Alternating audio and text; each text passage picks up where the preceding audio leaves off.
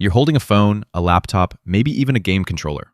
Inside all of them is the same thing, a flat green board covered in copper lines that looks impossibly complex.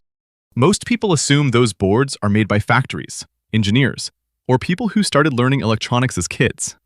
Here's the truth. Anyone can make one, including you. Even if you've never touched a transistor, never used a soldering iron, and don't know what half the parts are called yet. This video is a beginner's guide to making your first real circuit board. The actual step-by-step path from knowing nothing to holding a professional PCB you designed yourself. If you've ever looked at electronics and thought, that's way over my head, this video exists to prove you wrong.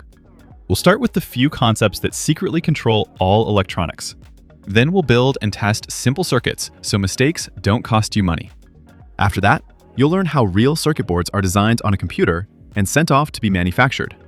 By the end, you won't just understand how circuit boards are made. You'll know exactly how to make one yourself and why it's far easier than you think.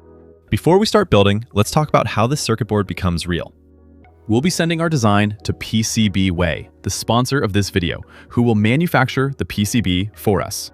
After finishing your design, you export the manufacturing files from your PCB software.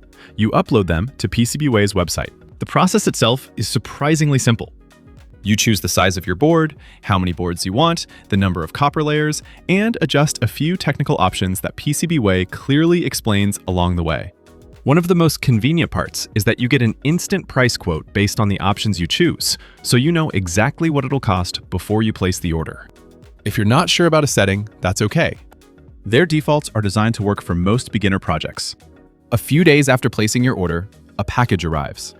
Inside are professional-grade circuit boards that look exactly like what you designed on screen. Before we touch a single component, let's ground this in something you already understand. Imagine an outdoor faucet with a garden hose attached. Voltage is the water pressure coming from the faucet. It's the force pushing the water. Even if the hose is closed, the pressure is still there, waiting. Current is the flow of water through the hose. When you open the nozzle, water starts moving. More water per second means more current. Resistance is anything that restricts the water, like a partially closed nozzle, a kink in the hose, or a narrow hose diameter. The more restriction you add, the less water can flow, even if the pressure stays the same.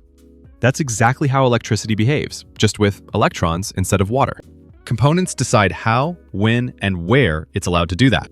Resistors are the traffic controllers. They slow things down, protect sensitive parts, and shape how a circuit behaves. Capacitors are more subtle. They store energy briefly and release it when needed, smoothing signals, creating delays, or filtering noise. Diodes are one-way doors.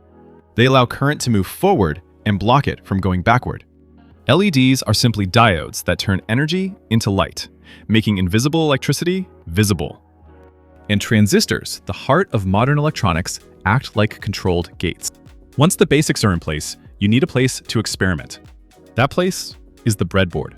Solderless, forgiving, and endlessly reusable, it's where ideas go to prove themselves. Power rails run along the sides.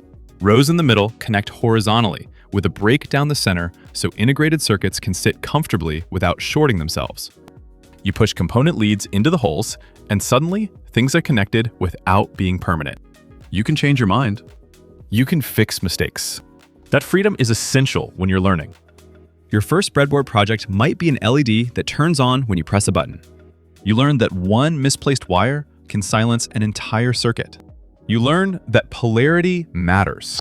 Eventually, there comes a moment when your projects outgrow temporary solutions. That's the signal that it's time to step into real circuit boards. This is where KiCad comes in.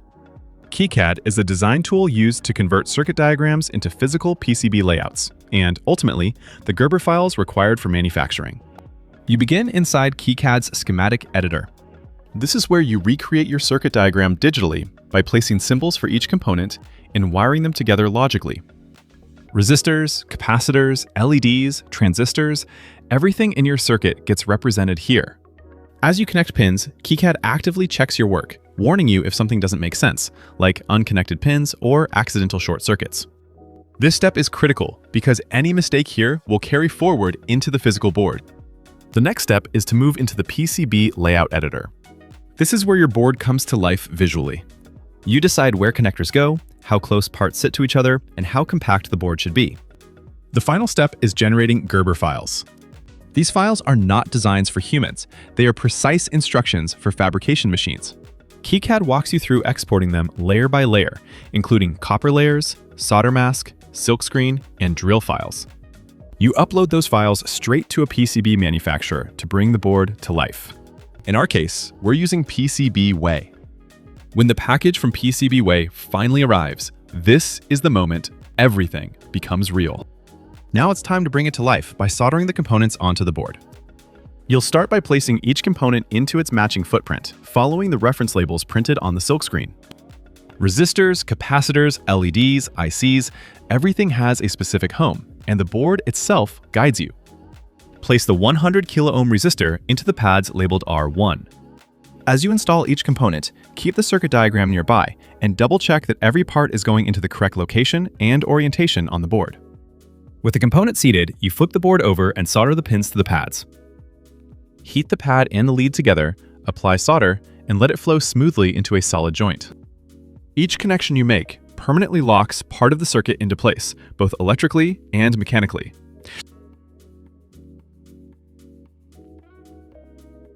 This process is slower than plugging wires into a breadboard, but it's also far more satisfying.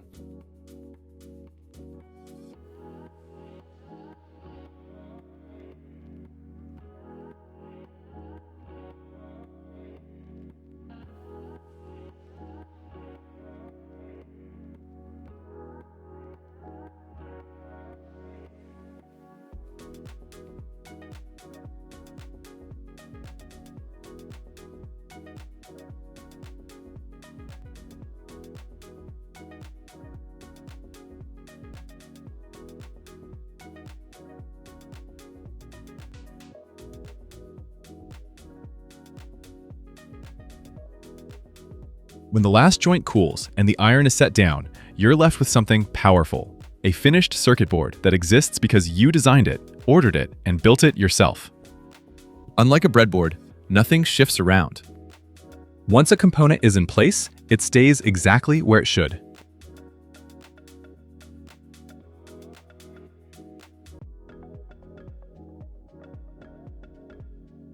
Now comes the moment of truth. Let's power it up and see what happens. Connect the 9-volt battery to the battery terminal on the board. On this terminal block, the positive connection is on the right side and the negative connection is on the left, so make sure the polarity is correct before applying power. Tighten the screws to secure the battery holder.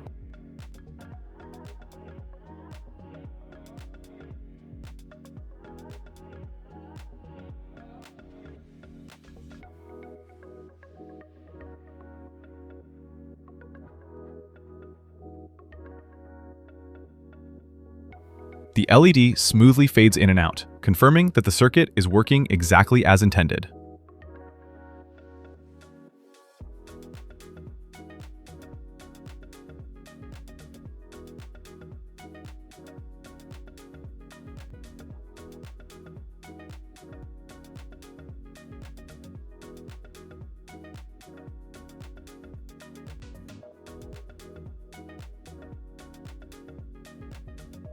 If you want to learn how to create a smooth fade-in and fade-out effect using a 555 timer on a breadboard, make sure to watch my next video.